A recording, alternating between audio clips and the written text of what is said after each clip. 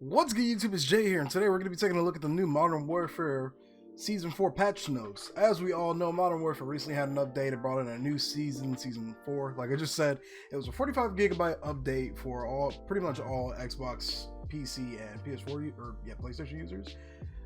But it was actually not legitimately 45 gigs of new data, but rather a lot of overwriting files and things that eventually got compressed down into a total of 4 gigabytes or so of data. So if you were concerned about the new size of this update, relax. It's only 4 gigs in actual size, and it's just been compressed a little. It's just been compressed from its original 45 gig size. I do know that Xbox had a glitch where users were getting gigabyte size or download sizes around 80 something gigs or so. I don't know the exact details of how to fix that because I currently play this game on PC, but if you were getting that, just know for a fact it's a glitch. Do some research into it. I believe there is a fix for it if any award didn't already roll it out. For me, it was a 45 gig update on the Battle.net launcher, so yeah. But without further ado, I've had a little bit of time to play a little bit of this new season, and we're just going to kind of roll through the patch notes and kind of talk about some things I'm not a big fan of, or some things I am a big fan of. So yeah. First things first, by the way, you get price if you buy the Battle Pass. I think that's pretty legit. I actually own the Battle Pass. I mean, I've never been a huge fan, I want to say, of cosmetic items in a video game, but I think having access to price is just kind of cool, really. Now, one thing I want to point out is, I love Call of Duty for the competitive side, the esports side, so this game as a whole has been kind of a bit of a disappointment for me, unfortunately, but from a casual pub lover, I mean, it's kind of hard to probably dislike this game if you're just like having some wild, crazy fun. I do still wish they would remove skill-based matchmaking from the game, but there's only so much you can do about that. Outside of that, though, I do enjoy playing this game with friends or people that don't take esports or things like that really serious. Just some casual, nutty fun. This game is kind of good for that. But, I mean, hey. Yeah, I wouldn't come to this game expecting a well thought out competitive side, unfortunately. We still don't even have a ranked playlist. But, I mean, what can you do about that at this point? Here's a quick look at their layout for this entire season, things to come, things that have already come. We got a new multiplayer map, Scrapyard. I've got a chance to play on this map. It's okay. It's a bit of a confusing mess sometimes. Maybe because I believe this came from one of the older Call of Duties, if I'm not mistaken, either Modern Warfare or Modern Warfare 2. I could be wrong about that, forgive my ignorance. I didn't get a chance to play those games when I was younger, unfortunately. But I believe it came from one of those games. I'm not very familiar with it. It tends to get a little confusing at times because there's just so many angles you can get shot at no matter where you are on the map, it feels like. So I don't know. It's an okay map. It's okay. I think I just need to give it a little bit more time. We got a new gunfight map. I haven't had time to play on this yet, so if you've played on the new gunfight map, Trench, please leave a comment down below and let me know what you think about it. Same goes for the new ground war map. I mainly play a lot of multiplayer and Warzone, so I haven't really had a chance to check these out. I plan on making a video on probably the new ground war map when I get a chance to, and maybe the gunfight map. I really haven't invested a lot into that, surprisingly. But I might just start doing that for everybody. Got a new operator again, price. Then we got 2 ridiculous guns. We got the Galil, or as it's called, the CR56A Max, and the Vector, or the Fennec, as it's called in this game. The Galil can 3-tap, apparently, according to a lot of people. I haven't unlocked it in the Battle Pass yet. I've only seen gameplay of it, but it can 3-tap in regular pub lobs. Apparently, it's just absolutely insane from what I've heard. The TTK on it is just... What TTK? It's a ridiculous gun. I don't know if it'll replace things like the Grau, the M4 in pubs, but it's my phone just lit up. It's pretty ridiculous from what I've heard. Same goes for the Vector. The Vector basically insta-kills you in Warzone. I believe it has the fastest fire rate out of any gun in the game, literally.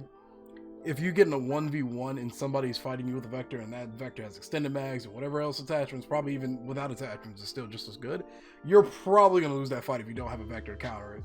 It's ridiculous. It's a really broken gun. I expect them to probably patch that soon. Infinity War hasn't been the best when it's coming to patches, especially weapon balance. Grau hasn't been nerfed at all in Warzone. That thing is literally a laser. You can cross-map people with that gun better than you can a sniper. It's kind of broken. Same for the MP5, which is the MP5's needed a nerf since this game launched, but they have yet to actually push out any updates for that gun, unfortunately. It's such an instant kill weapon in pubs, in the CDL playlist. Warzone even, it's a really good gun. I expect the Fennec to replace it as the primary SMG in Warzone, though. Literally, I swear, the Vector is, or Fennec, whatever you want to call it, it's so good. It's like it has like this massive buff in Warzone versus multiplayer. Multiplayer, it's okay. Warzone, it's phenomenal. That thing instant kills you. I don't really understand why it's so much better in Warzone, but it's kind of, it's stupid. It's a stupid gun. So I expect them to nerf that. We got Warzone Rumble 50v50, which is a giant TDM. The only complaint I really have about that is I wish it went past 250 kills, because the games in that mode last like a solid 5 minutes. You know, and the camping's kind of ridiculous. The first game I played in, I spawned in mid-game, and all I saw was just light bulbs from people's sniper rifles looking at me from across the map. So, yeah, it's okay. It's pretty cool if you just love chaotic game modes like that. Yeah. One thing I wanted to mention about Scrapyard too is it replaced the original shipment, shoot house playlist, the 24/7 playlist, which I preferred those playlists to be separate once again. I don't really like shoot the ship because I'm not a fan of shipment, but I do like shoot house. So the last couple of weeks when we've had those two be separate playlists, that was just that was perfect for me. But anyway, what else we got? We got a new contract called Contraband, which gives you a very rare blueprint for a gun. You get it in Warzone. If you pick up this contraband, you have to get it to a helicopter pickup zone. You're marked on the map when you own this contraband. I've actually killed a couple of players, unfortunately, that have had this blueprint on them, but I've gotten a couple of them so far for myself. So that's pretty neat. They added a few new modes to Warzone, which we'll talk about as we go down below into the rest of the patch notes. One of them being Jailbreak, which is essentially if you're a spectator in the game, you've lost your gulag, you know, the only way realistically you can come back and see your teammates is just revive you manually. If you're still spectating your team and they haven't revived you yet and a jailbreak occurs, everybody that's still left in the game and that's dead, they get a free comeback. Not a fan of it. I feel like if you lose, that's your fault. You know, if your teammates haven't been able to get you back, I mean, that's kind of unfortunate, but I mean, that's kind of the way things just go sometimes. It just seems like such a unfair, no skill kind of thing, you know? Like, there are ways to prioritize reviving teammates. I played a lot of Warzone. You know, I've been in situations where it was just me in quads, and I managed to revive my entire team. Like, you just gotta play right, play smart, you know? Not a big fan that you just get a free revive. Literally, a literal free revive. They also added something called Fire Sale, which basically everything in the buy station is either free or extremely cheap. Not a fan of that either, because it just makes the game way too easy. Everybody and their grandmother suddenly has a self-res. Everybody has Black Hawks, which is when you call them 3 UAVs. You get to see the entire map for I think like 30 seconds or so. Everybody's marked on the map. Even if you have Ghost, it's kind of insane. But you could buy 3 UAVs for $1,800 when the standard price of UAV is $4,000. And I'm not a fan of that, man. It just takes a lot of the skill kind of out of the game. There's really not a lot of skill already within Modern Warfare. I could do without both of those literally ever being in the game. And then for the rest of the season, we've got Gas and Rose coming in. We've got Cheshire Park. A few new game modes being All or Nothing, One in the Chamber, Team Defender. Not familiar with Team Defender or All or Nothing, but I do know One in the Chamber. Then we've got the Rytech AMR, which is apparently the Barrett 50 cal from Modern Warfare, I believe 2 and 3. Then we've got BR Realism. The Cali sticks are actually pretty fun. You just beat people to death with 2 wooden sticks. It's comedy watching that in your kill cam. You got Intel drops. You've got Juggernaut Royale, which I'm going to assume is going to be a Juggernaut-based Warzone mode. It is a Warzone update. I'm ready to see what that's going to be like. That's now, as much as I complain about the other 2 things, those the Fire Sale and Jailbreak, those are in just the one default modes you've got for Warzone. You know, quads, duos. So, well, I don't believe they're in solos. Quads, duos, trios. So I mean, that's where my frustrations kind of lie. They're not in their own separate playlist. Juggernaut Royale sounds like it'll be fun for a separate playlist. Hopefully that's what it will be. We've got weapon mastery challenges, which again I believe are going to be more in tune with the new contraband things, I believe. And then we've got the new contract supply run, don't know what that is yet, and more. So let's actually get into the real patch notes now. Like I said, we've basically talked about everything. We talked about the weapon mastery challenges, which are, oh wait, this is actually something completely different. Once you've unlocked gold for a weapon mastery challenges become available. There are 8 challenges per weapon, each granting their own rewards with 4 player cards, 4 emblems up for grabs. You need to make your way through 2 kill challenges. I've seen the ones for like the RAM. One of them is like get 2,000 kills, so it's not an easy challenge. It's a very long and drawn out challenge for each of the guns, I believe. And 4 additional challenges must be done in order: gold, platinum, Damascus, obsidian, which is kind of insane. So I don't know if you'll get this done in a week or not, unless you just have that amount of time to play Call of Duty and you don't need sleep. Completing all challenges for 51 weapons unlocks a badass special sticker and player card. 51, okay, that's a lot of guns to get obsidian for. And like I said, Warzone and match events, we got Jailbreak, I already just explained that essentially. Fire Sale, same. I've seen a few supply choppers, but I've never really messed with them in the game, so we're gonna kind of go over it really quick. Supply choppers. Event brings a non-lethal but heavily armored helicopter to Verdansk. The helicopter will have a lot of health and will require a few rounds of bullets and maybe a rocket or two to bring down. The helicopter will not shoot at you, but make sure that while you're distracted, enemy teams will take advantage. Once you destroy a supply chopper, it will drop high quality loot for players to pick up. This loot includes 3 UAVs, 2 armor boxes, a munitions box, a gas mask, a grenade launcher, and tons of cash at a minimum. Supply choppers leave after a certain period of time, so if you want to take one out, start firing right away. Remember that after a supply, I'm reading a little too fast. Remember that after taking down a supply chopper, you have to collect the loot. Watch out for enemy teams who might try to take you out during the collection or steal your hard-earned rewards.